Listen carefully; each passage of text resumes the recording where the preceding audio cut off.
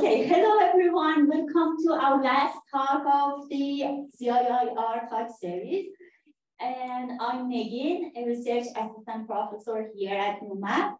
And it's my pleasure to introduce our speaker today, Charlie Clarke, who really doesn't need introduction. He's very well known for his work in the field of IR and beyond. He's a professor of computer science at the University of Waterloo, an ACM distinguished member since 2015, and a member of the CIIR Academy. He served as the chair of the CIIR Executive Committee for 3 years, being the co-editor-in-chief of the Information Retrieval Journal for about 8 years. And he has worked on many topics related to information retrieval. I lost track of how many times I pressed show more when I visited his Google Scholar page this morning, but I believe he has over 200 peer-reviewed publications in different topics and tasks about involving human knowledge, including ranking and evaluation, which evaluation of diversity and novelty is very famous, and they won CIIR Design Award for that work. So please join me in welcoming Charlie to our talk today. And okay, hi. Charlie. Oh, should I start talking now? Yes. Okay, I should start talking now. So I think all that boils down to I've been around for a long time. That's what that boils down to. So this is going to be a fun talk. This was kind of like, this whole project was kind of like my pandemic. Sorry, I'm just going to adjust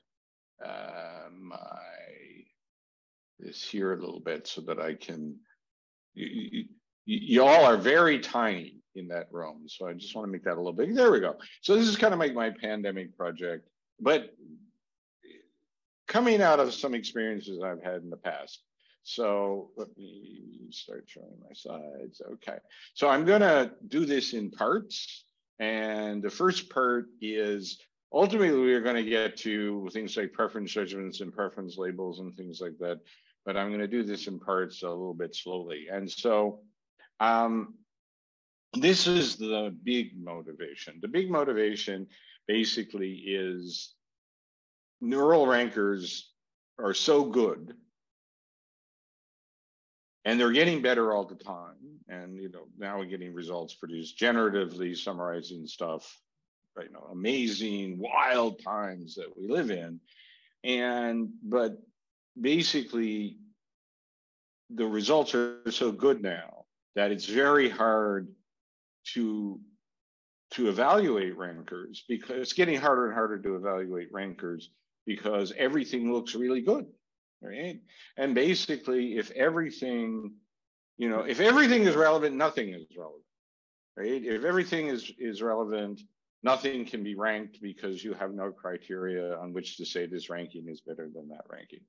And this work was motivated by I spent not quite 2.5 years working for Facebook as a software engineer, where a large chunk of what we did, they have a few, for those of you old enough to use Facebook, and for those of you old enough to use Facebook, hidden somewhere up in the corner is a search glass. And if you click on that and you type something, I spend a lot of my time, part of my time trying to make that better, and part of my time trying to measure how good it was. And here's an example from that time where this guy who we keep hearing about for some reason, if you queried his name, these are two results. My screen is here. These are two results that you might have come back at that time. And by no traditional relevance guidelines, you cannot write traditional relevance guidelines that don't say both of these results are perfect. They are both, the little blue check mark says that it's verified. This is really him. Didn't even have to pay $8. Okay. They have lots of followers. They're, you know, I wouldn't say high quality content, but curated content. All right. And so when I look at these, though, through the lens of putting them side by side, okay, I see here on the one on the right it's followed by people that I actually know. It has roughly 10, 8 or 9 times as many people following it. So I can write guidelines to say the one on the right is actually better. And I can say very concretely that the one on the right is better because it has more followers, and it's better for me because my friends follow it. It's a better result, but I can only tell it's a better result by putting it side by side. And when I was trying to measure the quality of the search engine, we were using, I think I can say this, we were using traditional relevance labels, and people would come to me and say, why is this relevant and this highly relevant when I put them side by side? The relevant one is clearly better. And I looked at that and I said, yeah, you're right. So when I came back to academia and pandemic hit, I said, well, let's explore that. So that's what we're going to do. And we're going to start here. So here's what I'm going to say is your classic theory of offline information retrieval evaluation. Okay. So we're going to model the searcher interacting with the search results. Okay. We're going to say somehow the searcher is going down through the list. And whenever the searcher sees a relevant thing, they get some gain. Okay, NDCG, your exponential one, it's 1, 3, 1, 3, 7, 15, and so on. Your linear one, 1, 2, 3, 4, whatever. They're getting some number back out, and then we got this model going down through the list. You get some gain back. And you compute some measure NDCG, and I seem to call it an SCG here. I don't know how I did that, but NDCG basically answers the question: here are the top K results. How good are they? Not with any meaningful number. We can't, this is not a height. It's not a length. It's not a volume. It's not some number that. It's just a number where bigger is better and smaller is not as good. And, over the years, myself and other people have tried to take these ideas and make them better, make the gain values better, make the measures more meaningful, things like that. But practically, we haven't done much. People use NDCG, you go anywhere, try any academic evaluation, you go to industry, they have something called NDCG, and that's what they use. Okay, and I just want to remind you, and by the way, if I can't really see people, but if anybody wants to ask a question, you can put your hand up or you can just shout out. There's not many of us, so I'm happy to answer questions, especially if it's confusing. So this is an IR audience, so I don't have to go into this, but here are some things about NDCG from Wikipedia. We sum over the ranks. I don't need to go this. I will, Ryan, what is this gain anyway? Like, what is this utility? What are we measuring? One way to think about what we're measuring is that, we say, okay, here's a query, here's some context, because queries are never given not in some context, but here's some context for the searcher, here's a query. And then we can say, we might say one possible way to do this is saying, then if I provide this result, the probability the searcher will like that result is, some normalized version of the gain value. Okay, I've written papers that make assumptions like that, and other people have. Okay. So how do we get these gains? We get them from human labels. We can also try to get them, and I'll come back to this, we also can try to get them from online interactions, try to assume them, try to infer them from online interactions. But classically, we actually have ask a person. These days, we might ask a large language model. I'll get back to that too. But we get the gain from human labels. And so here's TREC 2020. tasks, and here are the official. Actually, these are not all of the official labels, but these are the labels used, and here are the explanations of what these labels mean. And if you've ever been seeing the guidelines for labeling used in a industry context, they are much bigger. And I've been involved in writing labeling guidelines, and it's like writing guidelines that people can apply consistently is a frustrating task, especially, I think people can do it reasonably well for web, but when you have a very heterogeneous environment, you have all kinds of things, photos, posts, profiles of people, the pages from Donald Trump, things like that, it becomes actually really, writing guidelines that can be applied consistently it's just a crazy difficult thing to do. So what are these? And there's a whole sort of there are a whole bunch of measurement problems. I can talk about them. I want to speed up a little bit, so I won't get into them. But basically, even this basic idea of taking what is a point on a Likert scale and turning it into a number that you then add and subtract and divide is a crazy thing to do. And in fact, there has been research. I really liked this paper, which was in TOAS, where basically they said that they used a magnitude estimation approach where they give people sets of things, and you look at the first one and say, okay, that's a 10, and then they show you the next one, and you say, oh, that's a bit better. Let's say it's a 15, and you go like that. And they looked at multiple queries, and they looked at lots of people, and basically it came down to this whole idea of creating these gain values probably doesn't work. You know, I said this linear version versus the exponential version that you might have heard of. Neither one of them seem to be universally applicable. This is a really great paper. I would really recommend this paper. Okay, and here's another quote from the paper. You know, as I said, they're set either as linear or exponential profiles. They found that linear is actually better than exponential, but exponential is used in industry because in the industry, the important thing is to get the best result at the top, right? So they want to emphasize that. But basically, no way of mapping gain, relevance labels to gain values is universal and can be consistently applied everywhere. So what I want you to do, instead of, I said, NDCG, somehow and similar measures, somehow you're trying to say, here's the top K. How good is the top K? I want to do this differently, okay? I want just you to forget about everything you know about offline evaluation measures for information retrieval. And I want to do it this way, which is even simpler. This is not a very complicated, this is like a dead simple, easy way to do this. First, come up with a set of things that are perfect.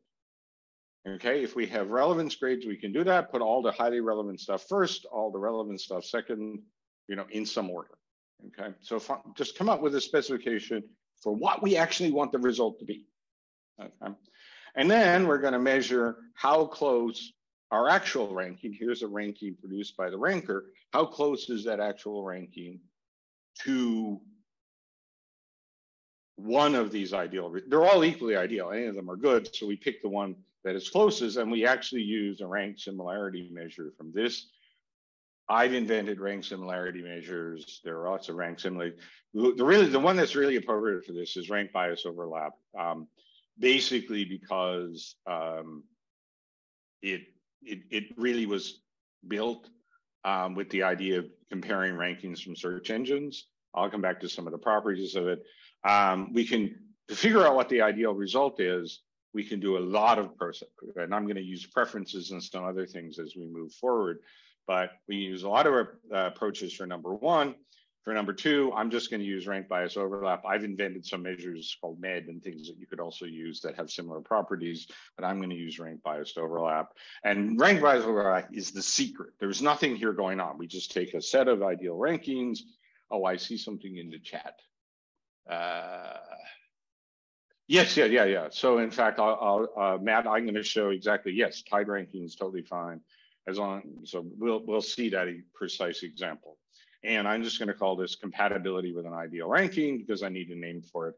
But really, the actual measure I'm using is rank bias overlap. Okay, all right. So rank bias overlap. This was designed by William Weber, I should say, and Justin Zobel and Alistair Moffat. And basically, it's a rank similarity measure. You might be familiar with Kendall's tau, things like this. They analyze all those, for comparing to results of a search engine. You want basically the results to be indefinite.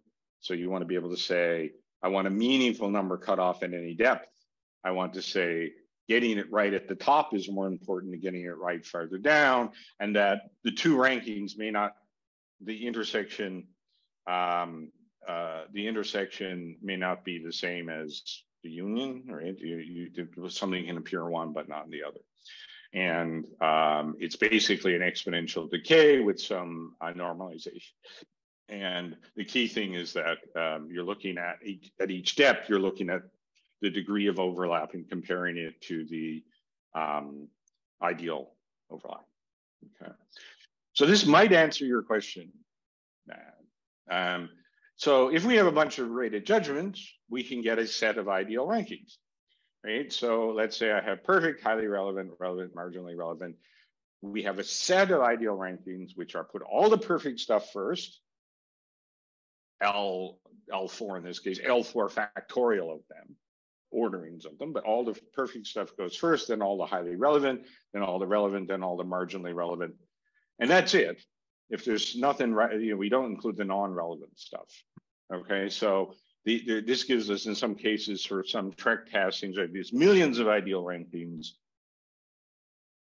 which under NDCG all get NDCG of 1.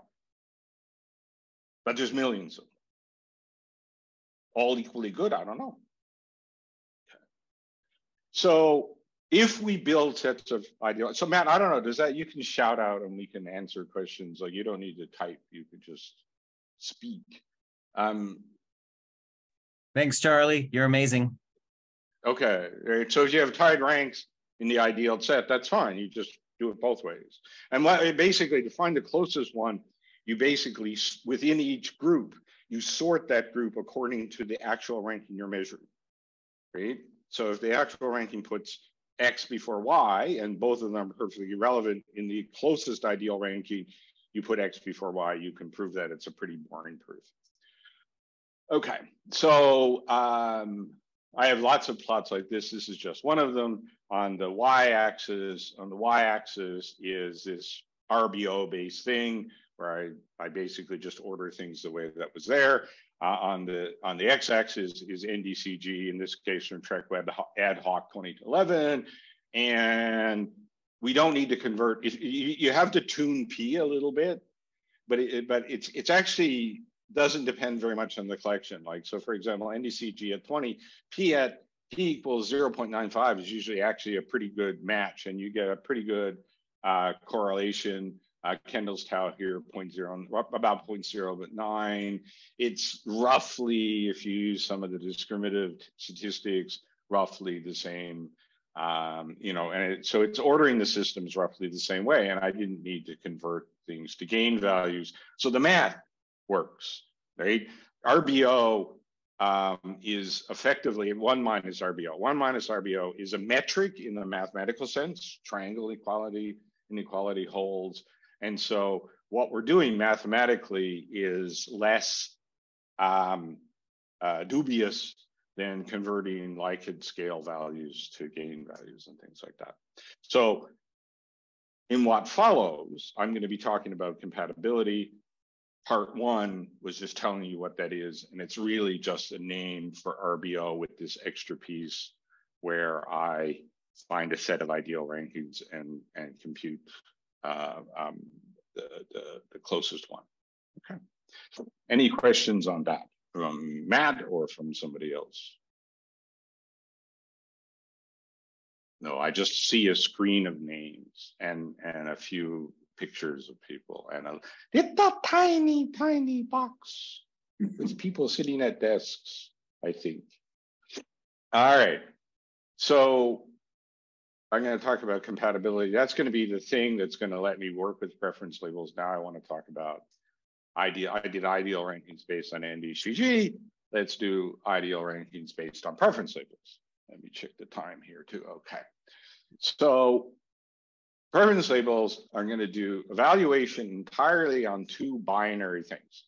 First, we have an item A and we have a query and we say, is this response, I guess relevance, okay, I'm using the word appropriate here because I just want to I want to have vocabulary that doesn't trigger too many thoughts. But what I mean by appropriate response is essentially responsive, relevant, answers the question, all of those things. So that's a binary thing, right? Like, yes or no, like, is this reasonable response? And the reason I need to ask that question is that if you have a query and you have two things that are, we learned this the hard way with Mechanical Turk. If you have two things that are junk, then you get obviously noise. So, something that's inappropriate, something that's inappropriate, something that's not relevant versus something that's not relevant.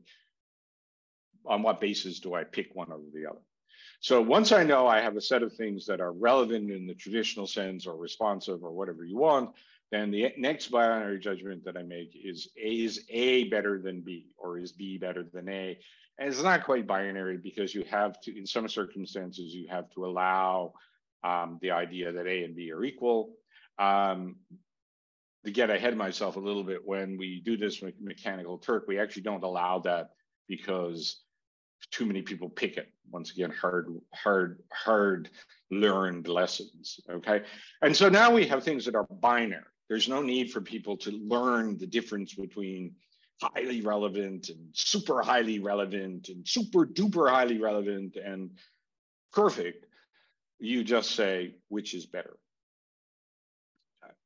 And the nice thing is now we can, although I have not explored this too much, we can unify lots of issues with measurement of search quality. So because you can infer, you can either make explicit labels, I can ask a human which of these is better, or I can infer it from online signals. Somebody skipped something and clicked on the second one, probably better.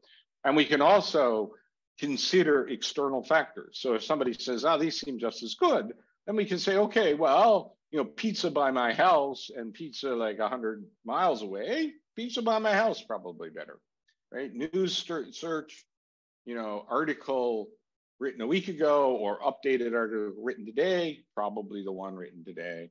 And if we go back to our once and future president, in things like social media, you can say, well, all other things being equal, the one that more of your friends like is probably the better one. Okay, so I think you saw the guidelines, you saw the descriptions of the different relevance grades used for TREC CAS 2020. Here's what we gave. I'm sorry, it's a little blurry. Here's what we gave Mechanical Turk workers. This question was taken from TREC CAS, and basically the entirety of the instructions, which of course nobody reads, are up at the top, and it basically which one of these is a better answer is the only real guideline you use. And how was it received? If you look at it, this is actually like what the assessor said, that I think both of these are actually I think they're both highly relevant or perfect. I think they're the same grade, but people thought, how was it received? Something from Rotten Tomatoes, which is a film review site, if you're not sure what it is, saying, how it was explicitly how it received was better than, how the person who wrote the book. I mean, you can question whether that's actually the correct thing to do, but this is what our workers did. So we have some advantages to preference labels, as I said, multiple sources, explicit or implicit. They're binary, so there's no explaining what the grades mean.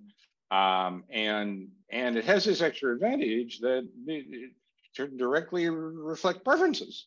Right? If I'm a searcher, yeah, I'd rather that one than that one. Okay, well, we can build that into the measure. So there's a bunch of problems. That's cool. That's a good idea. There's a bunch of problems to solve, though. The very first, if you read any of the literature, and for example, Ben Carteret in particular, but other people, but Ben in particular has written a lot about this stuff about 10 years ago. And, UMass, as you all know. And first thing to come up is, yes, there we go. Thank you, Hamid. That is the first question to come up in the chat. Hamid says, does this mean we need to collect order to annotations for rank lists of size n? Let's see. That's what my second point is. Maybe we need a quadratic number. Are there transitivity? And what do we use for evaluation measures? Well, the last one I'm going to answer with compatibility because that worked. But other people have proposed evaluation measures as well. So the question is how do I address all these questions? Yes, actually, so Matt is saying there's a paper called Here or There. Ben actually has about 10 papers on somewhere like that. It has a lot of really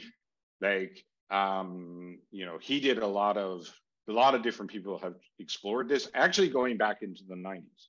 Right, there's multiple people in the 90s who said, why are we using relevance? Why aren't we using preferences? But never quite made it to the end. One of the things, though, that I keep pointing at, Ben, is that from their experiments, it does seem that you can assume the transitivity of the labels. And I'll get to the other issues in a minute. Okay. But Here or There, if you Google Here, I don't know that Here or There was ever published as is. I think I always cite it as a tech report from UMass, but he has other papers. He has a whole thread of these papers. I can get you and it's really, really good work.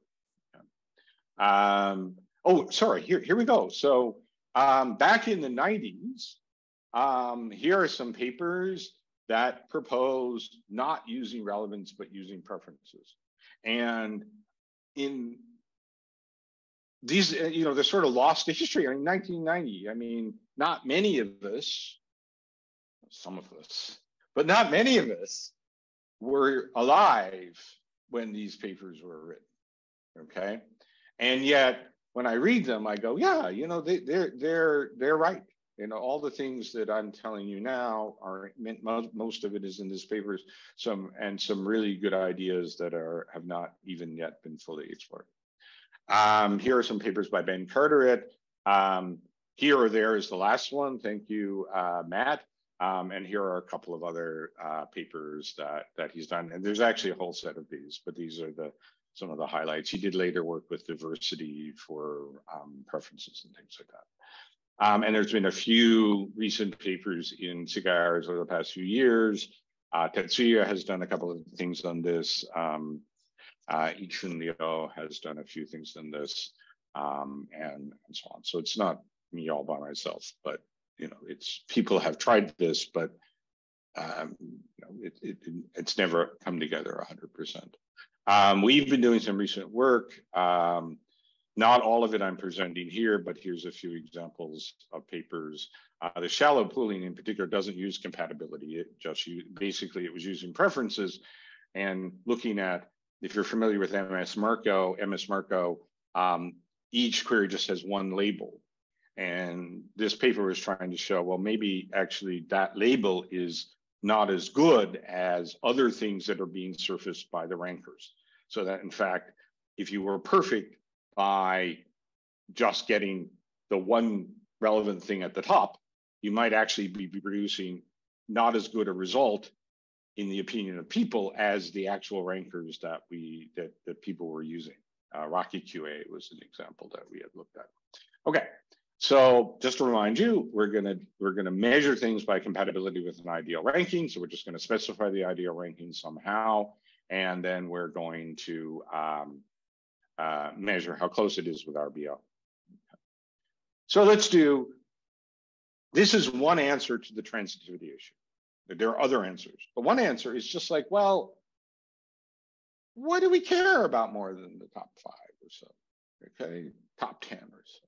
And why the real thing that we want is not, the real thing we want is not all the way down the list. In fact, we can use graded relevance. It's that when we get to the top, as I showed you with the Trump example, there's one thing that's probably better than anything else, or there's several things that are better than anything else. So why don't we just focus on defining, look, at the top, down here, we're just going to have layers, you know, highly relevant, whatever. We will stick with that. But right at the top, we want to make a careful gradation. You know, if everything is highly relevant, nothing is highly relevant. Well, actually, we take all the highly relevant stuff, and then we start asking people, which is better? Okay?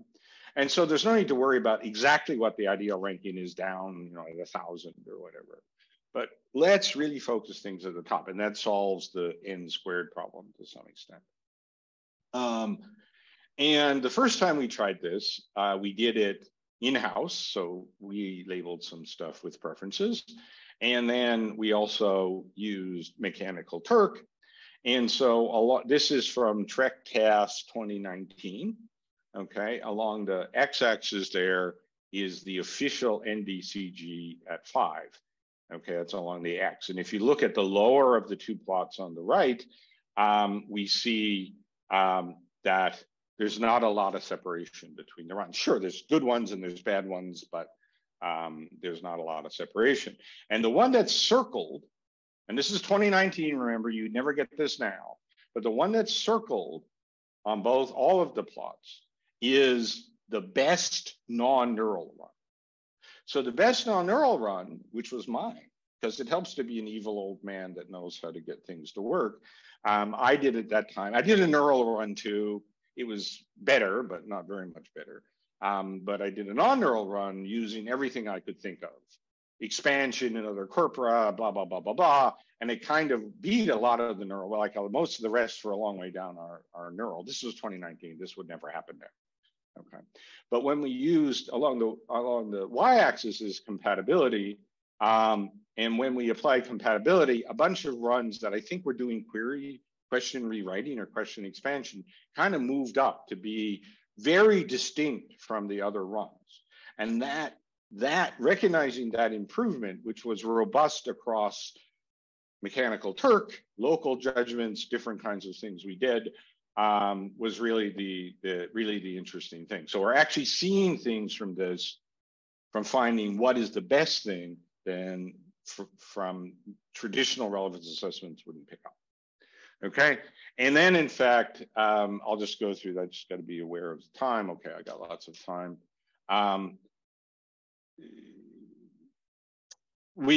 So far for this we actually defined the top 5, right, for each one. But in fact, we discovered later, this is CIIR 2021, I think, we discovered later that we could actually we didn't even need to sort of sort the top and figure out what the top K was.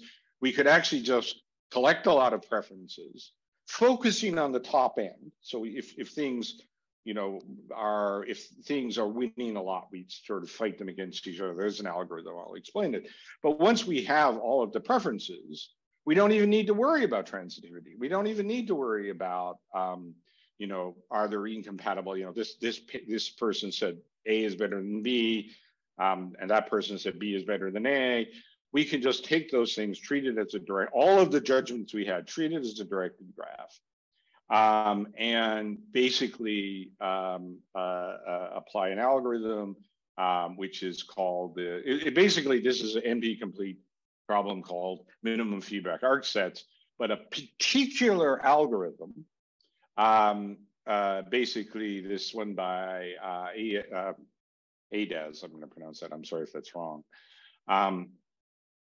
This particular algorithm directly adapts to the issue of trying to find the closest ideal ranking, because this algorithm has an arbitrary spot in it, and it says pick one of these two. or pick an element from this set. And the element we pick is the one that's either farthest up the actual ranking or in another circumstances farther down. Okay. And from that algorithm, here it is, where it says choose an arbitrary source or choose an arbitrary sink.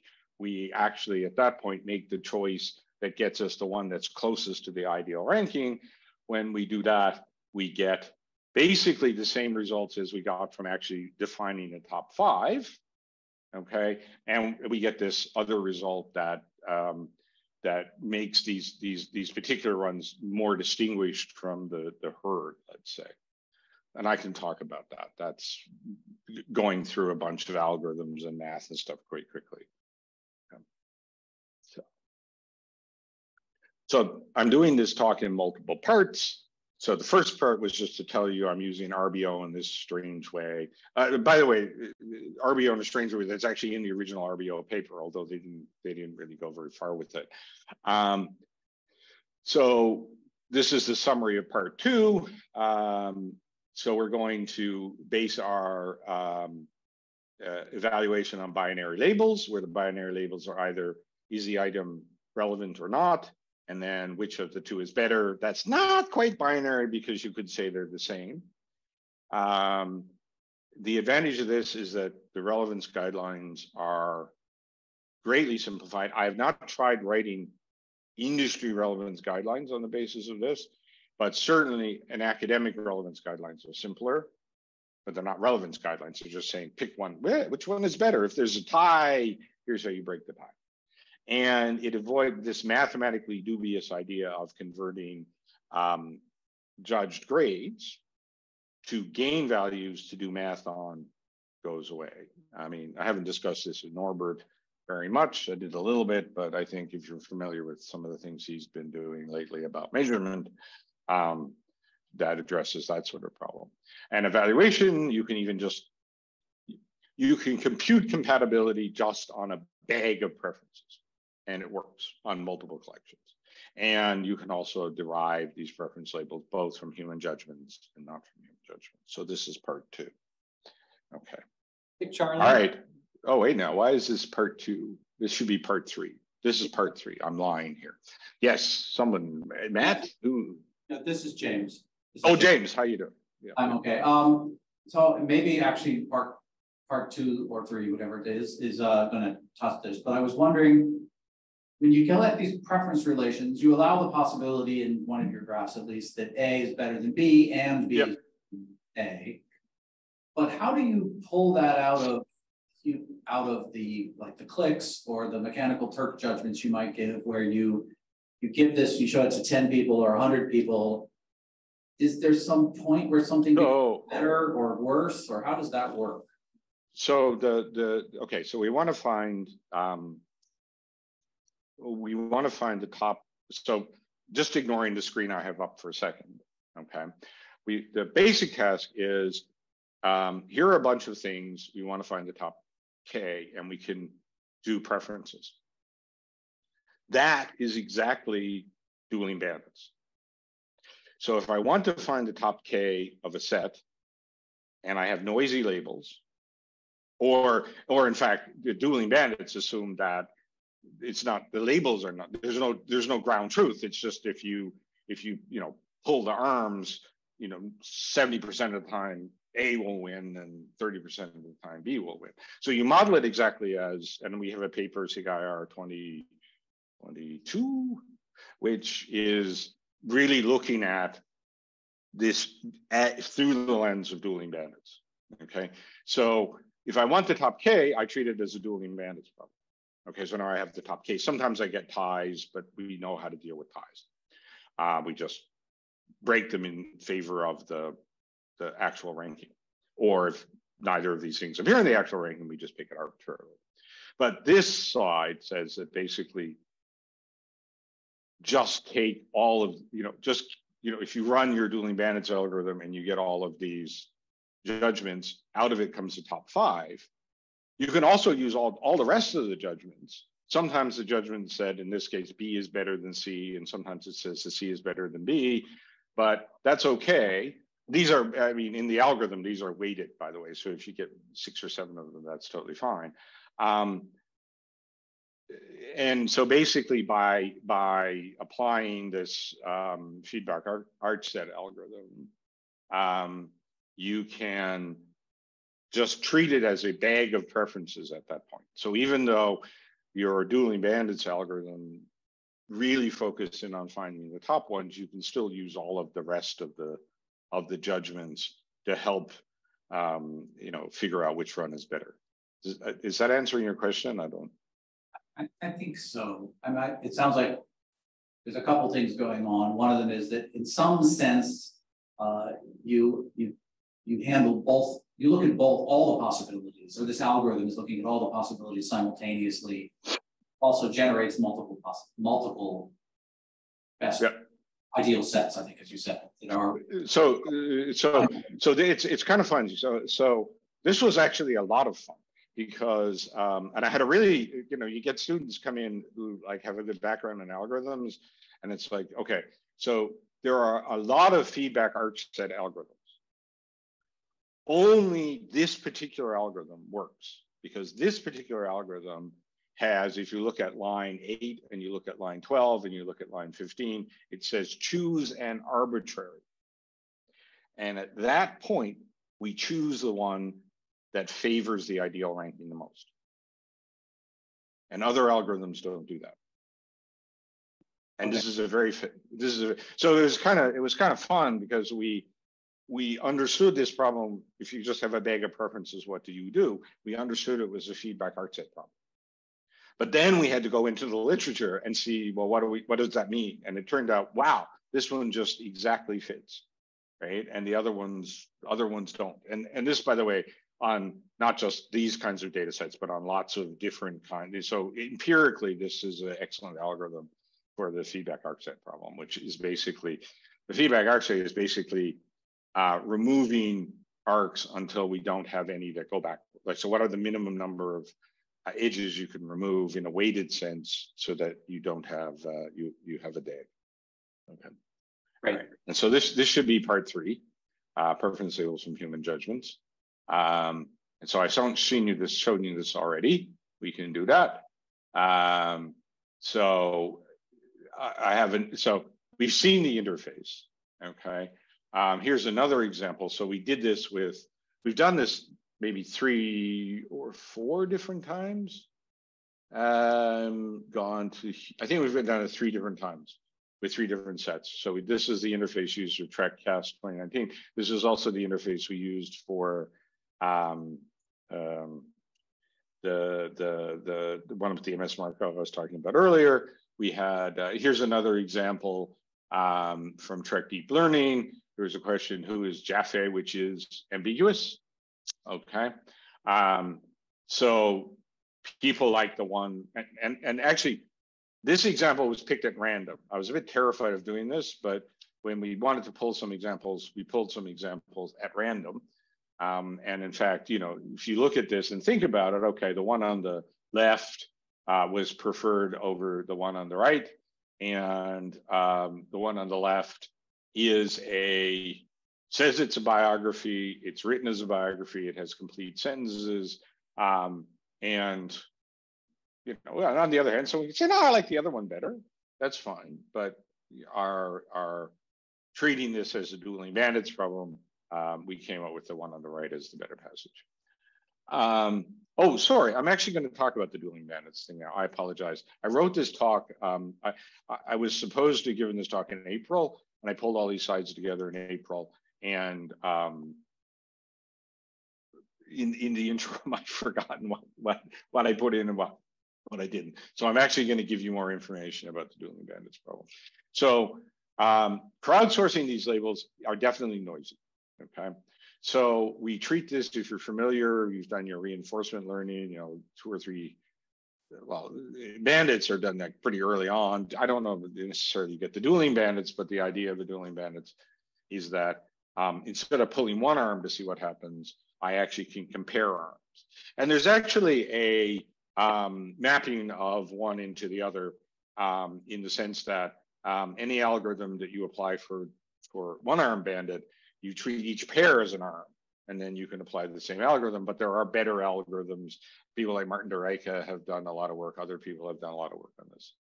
Usually this work is done in the context of online learning to rank.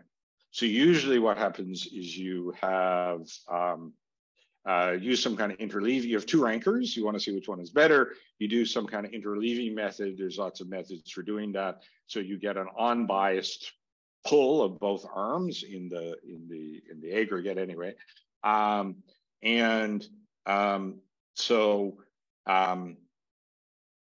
There are a lot of algorithms then which will tell you after a period of time, okay, that is a better rank, or it's not a better rank.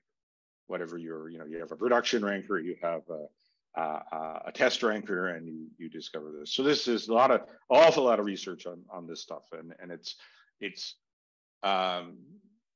enough so that when we did this research, we got mired in a swamp, but luckily somebody we got mired in a swamp of trying to understand 100 papers, but fortunately we found a really good recent survey of this area, so that helped a lot.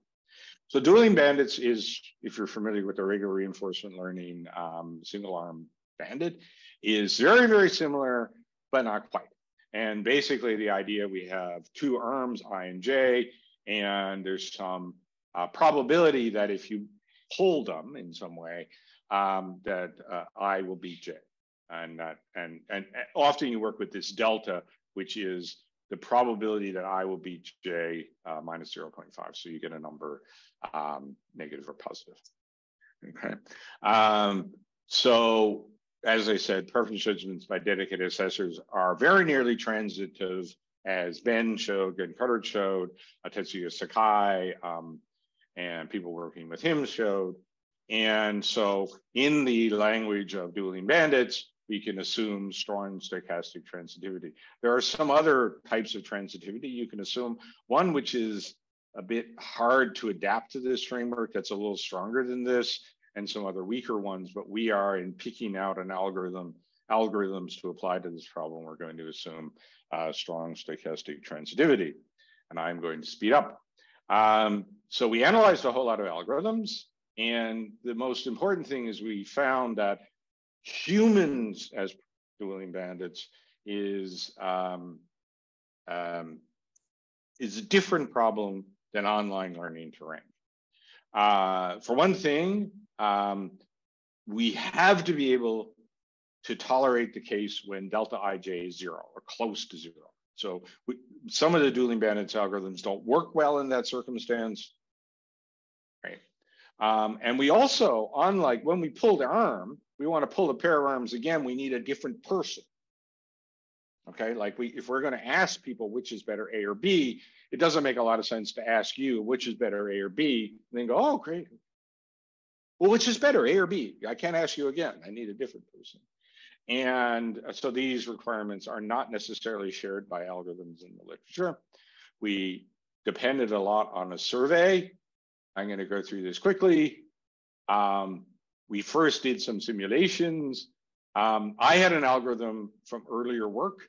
It turned out to be, of the ones we surveyed at that time, the best for this problem. It turns out we found another algorithm after we published this paper that's in a thesis. I can tell you that in some ways is actually better than the one I had. We crowdsourced. So we did some simulations, and in the simulations, these are two extreme cases of dueling bandits. One of which is there's a total order, the other of which there are two really good things and everything else is bad. Okay, and simulation, but in particular, one of the places that the algorithms break down is that the best of the algorithms require too many independent assessors. It's a lot of work on Mechanical Turk to guarantee independent assessors. We also did some crowdsourcing of these preference judgments. Here we focus on top one evaluation. You can actually, if you have enough queries and you know which is, if you know which is the best result, or maybe a small set of 2 or 3 really good results, you can do a good job of ranker evaluation just by saying, where did you put that? You should have put it first. Where did you put it? yeah, I'm going to skip this. This is the example I was talking about earlier, where basically you show that basically it showed. I said MS Merkle has one good thing in most cases, but if you use preference judgments, that's not always the best thing. And we've also built some tools that are used. So the things I showed you before are crowdsourcing. If you assume that you have a relevance assessor that knows what they're doing, is fully trained, you can do some other algorithms, some tournament-based stuff, similar to a heap sort, but not quite. So I have to stop at 2:30, right? Is that right, Hamid? Yes. Yeah, okay. So if you're interested in this stuff, I'm meeting with a few people later, so I can talk about, how if we have a reliable assessor. We have a demo on CIIR 2022-3 on this stuff anyway. So I do want to do this really quickly. So as I said, there's the potential to unify offline and online evaluations, because one thing you can infer online is which is better. Another thing I've been doing is getting GPT star to do these judgments. Very interesting stuff there. Nothing published or in archive, so I can tell you about it, but I'm not going to have anything quite to show you yet. We can do, using the same framework, what is the set of ideal stuff? We can basically use it to measure diversity. This is stuff from the diversity component of old TREC web tracks. The circled one down there on the graph on the bottom right is actually interesting, because as you can see if you project down to the X, you can see it's not the best one. But if you go to the Y, which is compatibility, you can see it is the best one. I think that is significant. And I think it's Omar, no, whose run is that? I can't remember. But that run is actually very explicitly clustering the results and diversifying. And so perhaps if you look at it under this measure we were using before, which is ERR, it doesn't win, but it clearly wins under compatibility. It's just an interesting outcome. Okay, so that's everything that I wanted to say. I'm going to stop sharing, but if I need to share things, and I managed to, with a little pushing at the end, managed to get it in with 5 minutes to spare. Well, unless your unit at Waterloo, everybody would be walking out, because basically our slots are at 50 minutes and they all have to go to class, but Okay, thanks, Charlie, for the talk. Is there any question here? And people online, you feel free to unmute yourself and ask your question. And you can also type in the chat. So I use the opportunity to ask one question. So in a broader context, so I'd like to know your opinion and thoughts about evaluating like generative search results, like when we don't provide a ranking of items, we generate and like abstractly generate results. So how these metrics that we have already for rank lists can be extended to those settings or other things. So I'm going to answer it this way. Boy, is this a fun time to be an information retriever. And I talked a little, so all of this work that I did today, I mean, we were using, this was all pre the massive GPT explosion. And so, yes, I'm actually actively trying to understand. So I think it's kind of from an evaluation standpoint. So generative, of course, is a whole new world, because it's not just we found something in the collection, right? What is the metaphor that I like is that basically, like a generative, chat GPT, whatever, that's an infinite search engine, right? It can always produce a new document. Here's a query, you type it in, you have your chat, it produces something. It's like drawing from an infinite collection. So I think it's really interesting to determine how, to what extent, and I have a couple of papers on it with some more on the way. To what extent can we at least do a first cut of offline evaluation with language models? And then can we, you know, and can we I think we still, as far as I can still see, we still need human judgment. One of the interesting things, so there's I'll tell you one anecdote, and this will be, but I'm really interested in talking about this topic. There's something called the TREC, which I've mentioned multiple times. It had a question answering track 20 years ago. And the best run from 20 years ago was the state of the art on that collection until last fall. And we finally built, with a generative language model, a system that could beat that system. But we only could tell because we used human labels. Okay. That system had, you know, the TREC 2002 question answering track had, and this is going to appear in ACL, TREC 2002 question answering track had regular expressions. So if you have, I think we were using Instruct GPT, which is, I don't know which model, Text DaVinci 2 maybe, that, right? So we're using Instruct GPT, asking it the questions from TREC QA 2002. If you run the regular expression, it doesn't quite beat the best run from 2002. Okay, that's 2002, right? You know, these are the systems that were the precursor to Watson. Okay, so they were heavily using retrieval, heavily using statistical NLP methods. So these were not, you know, I think, you know, the kids these days think, you know, everything before neural was junk. But no, these were really well engineered. They were very solid systems. But when I use the regular expressions on the generated answers, we use it then. I should say, used they still didn't quite beat it. But when we relabeled the answers, it beat it. That's the first time that I've seen state of the art on TREC 2002 change in 20 years. So yeah, it's how to do this. Lots of fun. I think there's lots of thinking about how do we know if this is a better system, which is the fundamental question here, which I can never get past it. It's like, how do we know it's better? Right? You claim your ranker is better. How do we know? And he said, yeah, I'm not sure I believe you. Right? I mean, I believe you because I want you to get your paper. I'm not going to be a mean reviewer.